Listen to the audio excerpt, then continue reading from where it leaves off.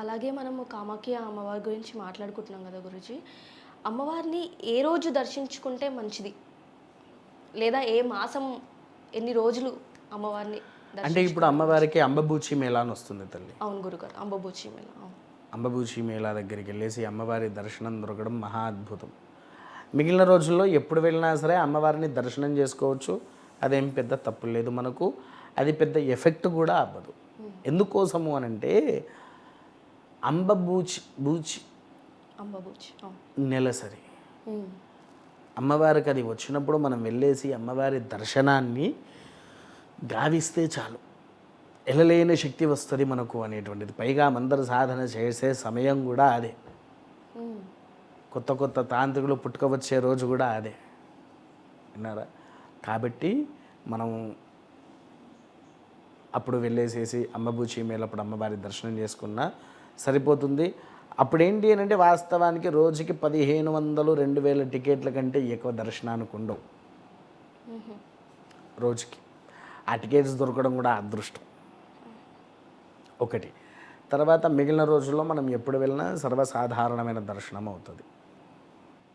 అలాగే 3 రోజులు గుడి గుడిని క్లోజ్ చేస్తారంటారు. ఎందుకు గురూజీ? అంబాజీ మేళాప్పుడు. అమ్మవారికి నెల వస్తుంది తల్లి. అక్కడ శుభ్రం చేయడానికి కేవలం ఆడవాళ్ళే వెళ్తారు. మీకు ఒక ప్రశ్న అడుగుతా, చెప్తారా? నెలసరి వచ్చే దేవాలయాలు ఎన్ని ఉన్నాయి అనుకుంటున్నారు భారతదేశంలో? అసలు ఉన్నాయని ఇప్పటివరకు ఈ మధ్య కాలంలో తెలుస్తుంది తప్ప ఇంతకు ముందు అయితే చాలా మందికి అసలు తెలీదు. చాలా రేర్. ఒక్కరే ఒక గుడి కామాఖ్య ఒకటే తెలుసు. అమ్మవారి. కానీ రెండో దేవాలయము కేరళలో ఉన్న చెంగనూరు అనే దేవాలయం ఉన్నది. ముందు శివుడు ఉంటాడు, వెనుక వైపు పార్వతీదేవి ఉంటుంది ఆలయంలో. ఆ అమ్మవారి ఆలయం కూడా నెలసరి వచ్చినప్పుడు అమ్మవారికి గంధము పెట్టేసేసి తలుపులు మూసేసి వెళ్ళిపోతారు స్త్రీలు.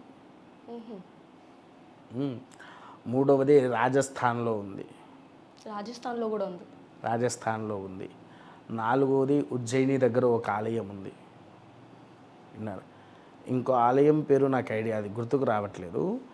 ఈ 5 క్షేత్రాలు అమ్మవారికి నిత్యంగా నెలసరి వచ్చే ఆలయాలు. ఖచ్చితంగా 3 రోజులు. ఎందుకు అనంటే అది ప్రకృతి సిద్ధంగా తయారైనటువంటి రక్తస్రావ్యం, రాయికే జరిగే రక్తస్రావ్యం.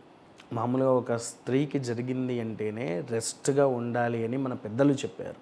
అవును గురుగారు. అవునా? నువ్వు ఎంత రెస్ట్ ఉంటే నీకే అంత మంచిది అని చెప్పారు. నువ్వు అడ్డమైనట్టుగా రోడ్ల మీద తిరుగు అని చెప్పలేదు. తిరిగితే దానంత దరిద్రం ఇంకొకటి లేదు అని. అవునా? అందుకోసం ఏంటి అని అంటే ఆ స్థితులు ఉంటాయి కాబట్టి ఖచ్చితంగా ఆలయాన్ని అమ్మవారికి కాస్త శాంతింపపరడాని కోసము పక్కనే ఉన్న నది కూడా ఎరుపు రంగులో ఎక్కుతూ ఉంటుంది కాబట్టి ఆ నది కూడా శాంతింప చేయడాని కోసము దేవాలయాన్ని మూసివేస్తారు.